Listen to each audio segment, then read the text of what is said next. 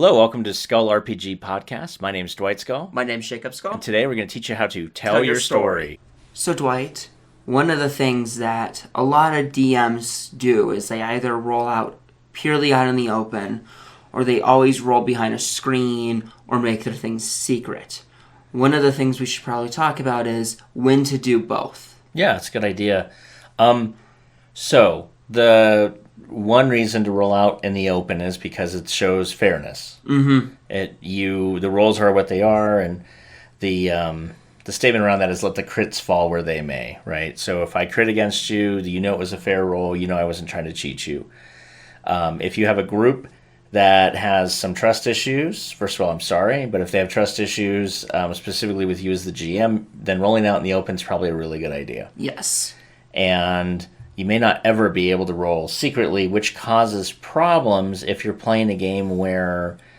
so in D&D 3.5, for instance, elves could always get a secret roll for any kind of hidden door, and dwarves would get the same thing if the door was made out of stone. Mm-hmm. So how do you do that, right? As you're walking down a hallway, most DMs would just be like, oh, hey, make me a search roll.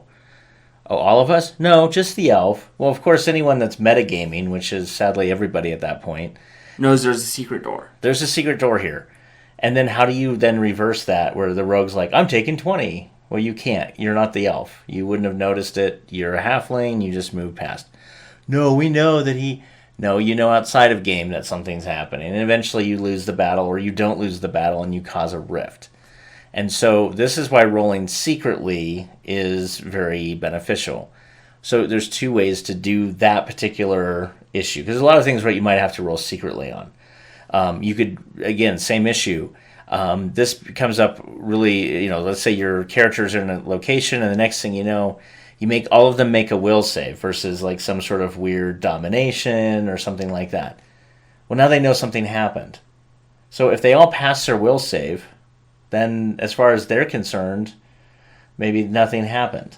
Right? Maybe maybe they didn't feel anything. It just flooded over them. You felt really weird for a second there, but it passed. Well, if I make all of you roll will saves, what are you going to do? Going to try and figure out what happened. Because why would the DM roll? Now, all of a sudden, you guys are all asked to do a will save. You all pass the will save, and now you're like, well, there's nothing here. We better figure out what's here.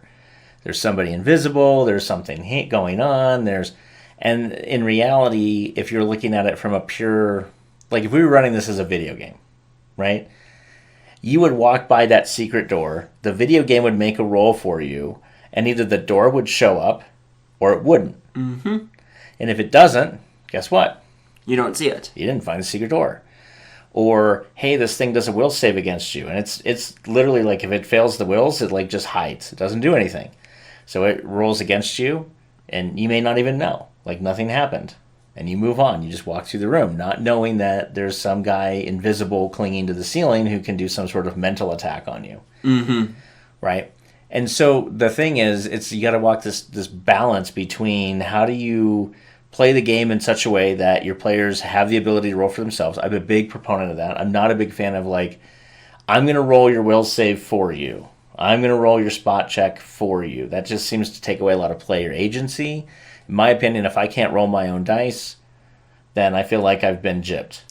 Even if I would have rolled just as crappy as you, I still feel like you've taken something from me. But also rolling secretly helps with another mechanic that D&D 3.5 at least has, is the passive skills.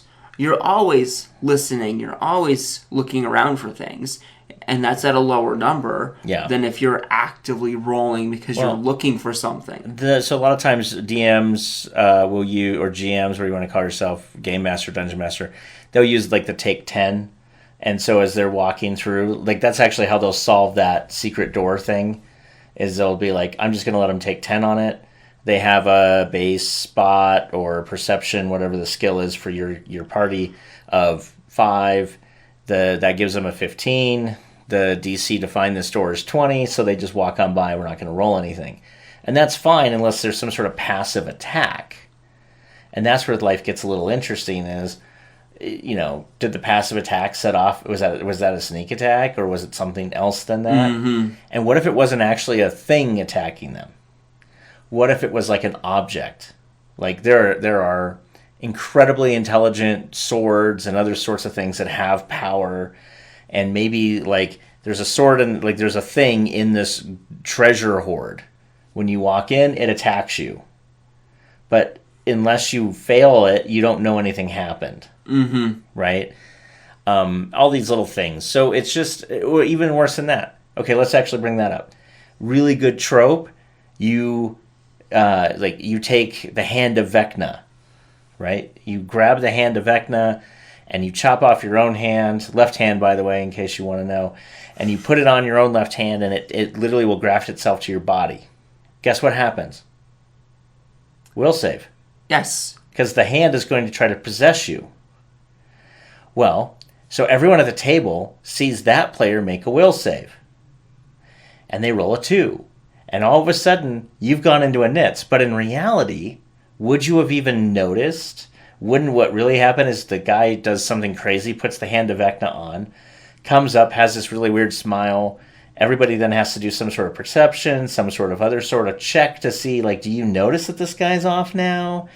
I mean, maybe Vecna's really good at hiding, you know? I can't remember if Vecna's a guy or a girl, but Yep.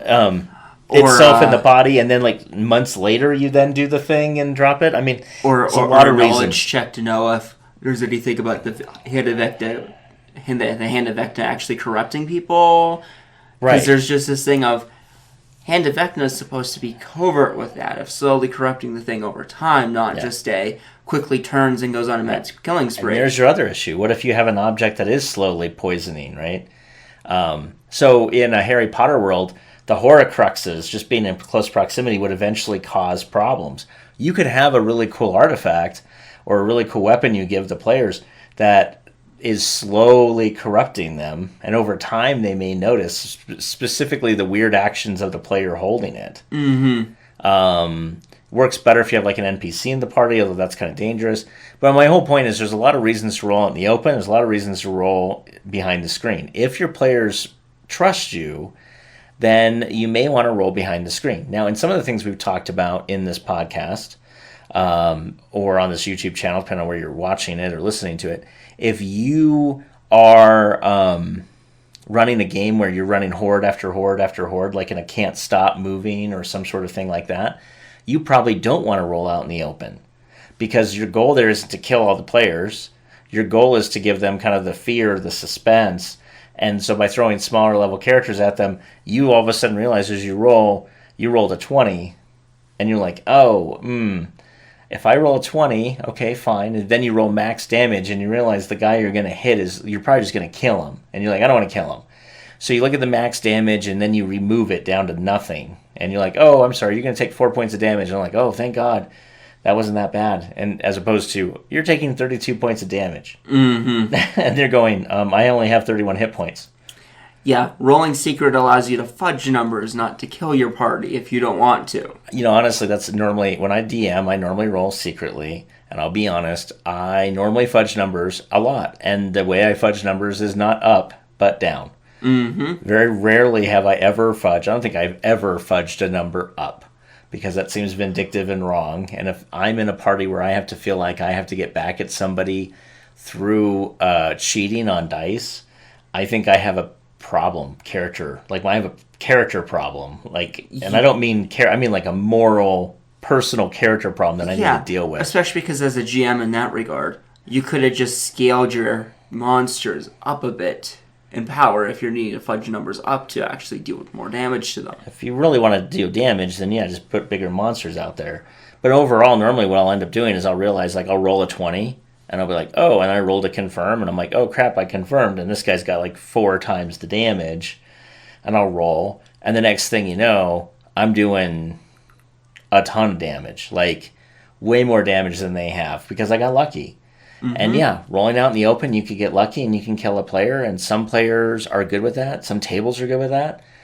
But honestly, I've yet to find rolling up a new D&D character ever in my life to be a good time, and I'd rather avoid it and just do that experience once in a campaign, like a year or two in the past, and keep running them as much as I can. So Anyway, there's some ideas where you would run, roll secretly or roll out in the open. Oh, another idea before we go on the roll secret thing. If you need to make a secret roll, one of the things I've done with my players is if I know I'm going to have a lot of secret doors or a lot of things where I might have a villain or a thing attacking them mentally, I will make out all the players right before we begin, roll 10 or 15 or 20 different rolls. Normally it's like 10, unless you're doing something crazy. And I'll write all those rolls down, and then I will roll a die behind the screen, a d10, and that determines where on the list I start. So if I roll a 10, I start at the last one, and then I roll up to the next, I roll back to 1, and all the way down. That way they don't think, and they know right ahead of time, they don't think, oh, I rolled a 20 on my first one, and I rolled a 1 on my next one, so the first thing we do better be really good. Well, no, we're just randomly starting somewhere. And then what that allows me to do is I can easily mark off, okay, let's say I rolled a 9. I look at number 9 for the elf for the secret door. They rolled a 13. I add their bonuses to it. And like, yep, you find the secret door. Those sorts of things can be easily done. And you just kind of cross them off a list. And that allows your players to have agency, you to have the anonymity to basically run through any sort of background checks or things that will cause them not to freak out, not to then become suspicious, not to then use out of player and out of game knowledge inside, but still allow them to fully participate. So I just wanted to leave you with that because it's a huge help and it gets around a lot of issues. Hey, thanks for listening. And for more resources, please go to skullrpg.com.